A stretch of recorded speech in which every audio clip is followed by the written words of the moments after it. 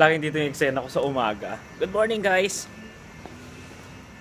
Grabe, feeling ko ang dumi-dumi ko. So ngayon, I have a meeting sa head office. So dun muna ako pupunta. And hindi ko alam kung anong klaseng meeting to.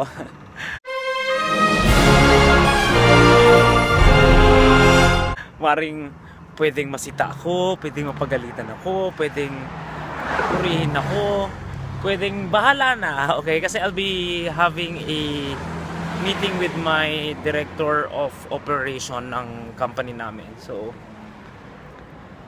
medyo natitense ang konti.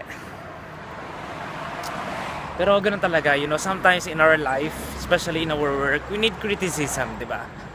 For us to correct exactly yung mga bagay na we are not aware of, hindi pala siya okay. Or maybe sometimes we are thinking na what we're doing is not good, but then, di ba, mali mo, na-appreciate nila yung mga simpleng bagay na yon. So, punta tayo sa head office ngayon.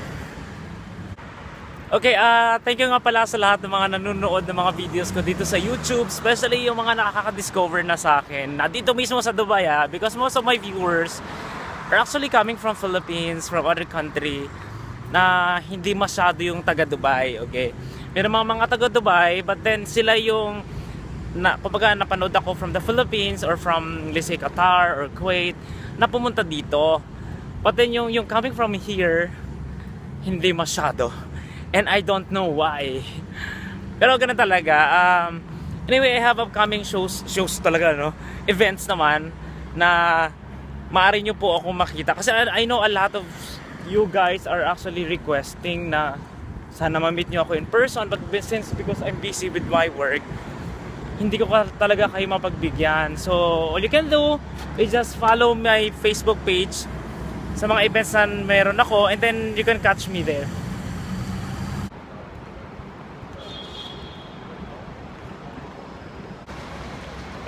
Dilim. Anyway.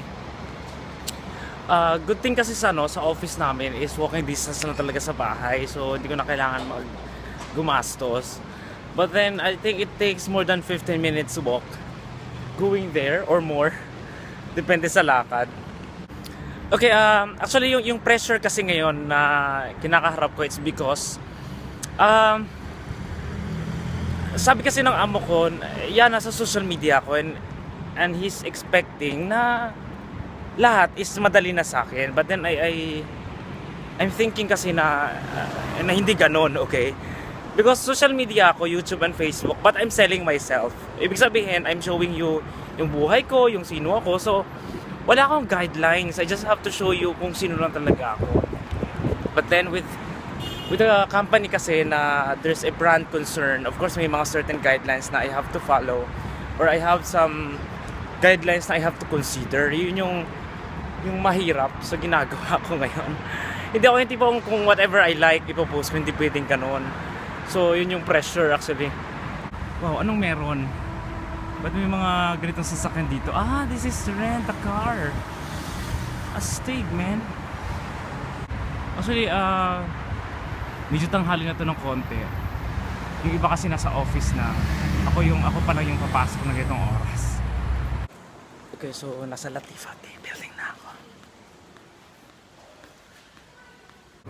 Okay, so nasa lift ako, obviously, and sa tenga, kasi diba ito yung 30th floor, kailangan mong lumunok para makahinga ka.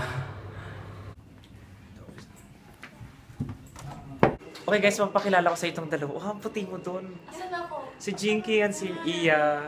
Ayun lang. And Miss Geraldine. Yung katawan lang. Yung katawan lang ba? Ay, ang pangat. So ito po. Ayan, di ba?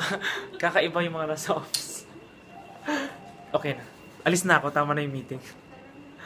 Okay, so tapos na yung meeting. And so far, maganda naman pala yung meeting. Kumbaga lahat ng iniisip ko is isip ko lang.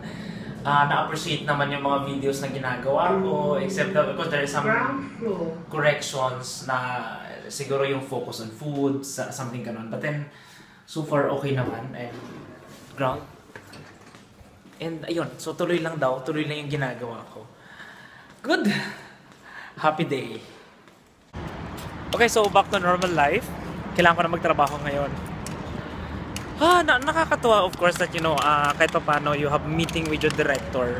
At least you will know exactly what he wants and then you will provide exactly what he wants. Di ba? Yun lang naman yun eh. Parang I'm working kasi parang siya yung customer ko eh. I have to let him approve yung lahat ng ginagawa ko. So yun.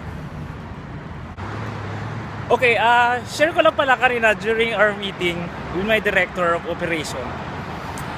Gusto niya akong bilhan ng electric scooter. Sabi ko, no. Kasi di ba ako pwede magkotse kasi nga provisionary pa lang ako. Kasi sabi ko, I'm complaining kasi na ang layo ng mga nilalakad ko. Sabi ko, parang ayoko ng motor, alright? Sabi ko, hover na lang, di ba? Parang naglalakad na lang, parang tumatakbo na lang yung hover na yun. I will send the picture later para mag-agree siya kasi what he wants is to buy now. So, basta ayoko ng motor. Nagmumukha akong 5'6" nun. Busy ang lahat. Ano naman yan? Take away. Okay. He was seeing the delivery. How should make the delivery? No.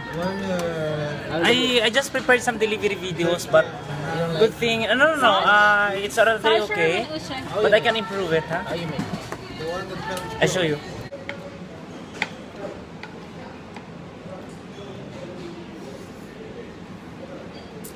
Gutom na gutom ka, no? Hindi na ako naka-break ng maaga. Pero kinakain niya halo-halo. Ano yun? Fiesta? Ang ganda.